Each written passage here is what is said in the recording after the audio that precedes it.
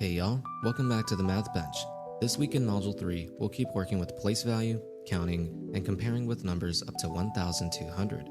Students will practice counting in different ways, writing numbers in different forms, and even using money to model their base 10 numbers. So let's go ahead and walk through each day that's going to be upcoming this week. On Monday, we will be doing Lesson 3, Count Up and Down between 90 and 1,200.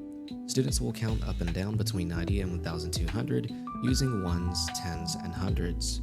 The sprint reviews subtraction facts within 20, and in the problem set, students practice completing number sequences, moving both forward and backward. This helps them see how place value patterns continue as numbers continue to grow larger. On Tuesday, we'll be doing Lesson 4, Writing base 10 numbers in unit form. There is no sprint, but for their fluency, they will be doing meter strip addition, which they will be using the meter strip they created in class to solve addition problems. For the problem set, students will write numbers like 416 and 750 in unit, expanded, and word form. This matters because it shows how each digit's position changes its value dependent on the place value table. On Wednesday, they'll be doing Lesson 5, Read and write numbers to 1,000 in unit, expanded, and word form. And their problem set is to switch between different forms of numbers to quickly get up to 1,000. This reinforces place value understanding and connects written numbers to the values that they are solving. On Thursday, we'll be doing Lesson 6, using place value strategies to count and compare numbers. For the sprint, students are going to practice sums for fluency and going to hear different vocabulary words associated with addition.